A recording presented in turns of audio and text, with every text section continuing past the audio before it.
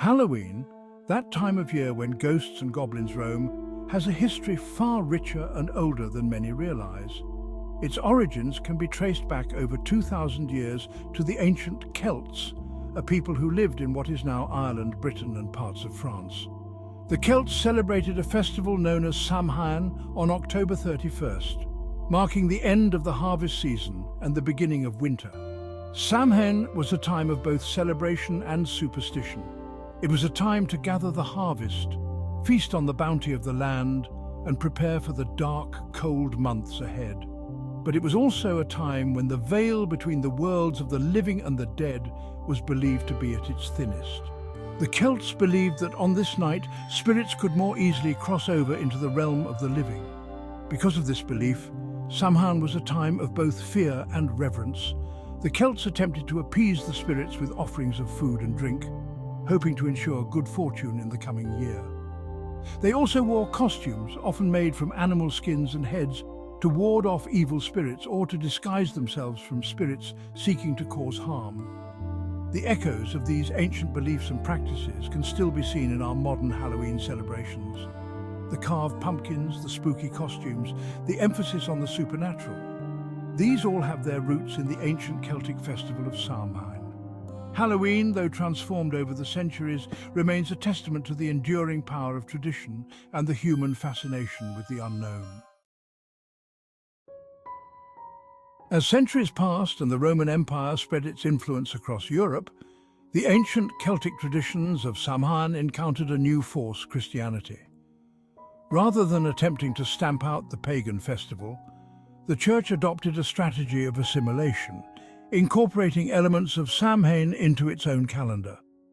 This merging of traditions played a significant role in shaping the Halloween we know today. In the 7th century AD, Pope Boniface IV designated November 1st as All Saints' Day, a day to honor all Christian saints, known and unknown. The day before, October 31st, became known as All Hallows' Eve, which eventually evolved into Halloween. This placement wasn't coincidental.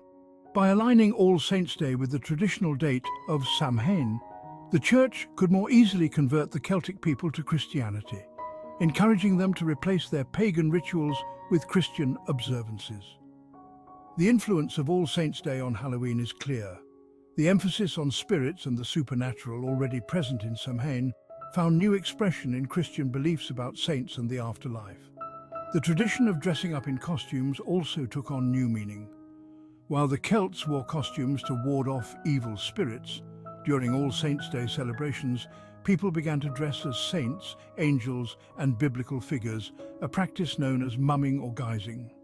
The merging of Samhain and All Saints' Day created a unique cultural blend where ancient Celtic beliefs and Christian traditions intertwined. This fusion is evident in many aspects of Halloween, demonstrating how cultural exchange and adaptation can shape holidays over time. The ancient Celts imbued Samhain with a sense of mystery and ritual, many of which have survived in some form to this day. Central to the celebrations were bonfires, which served both practical and symbolic purposes. The bonfires provided warmth and light on a night when darkness was closing in, both literally and figuratively. More importantly, fire held a sacred significance for the Celts, representing purification and protection. People would often leap over the bonfires as a ritual cleansing, hoping to burn away any bad luck or negativity from the previous year. Farmers would drive their cattle between two bonfires to purify them and protect them from disease in the coming winter. Divination was another important aspect of Samhain. With the veil between the world's thinnest, it was believed to be an auspicious time to glimpse into the future.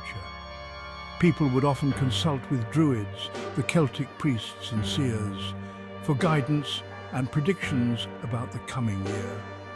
Various forms of divination were practiced, including apple bobbing, which was believed to foretell future romance, and the interpretation of dreams, which were thought to hold special significance on Samhain night.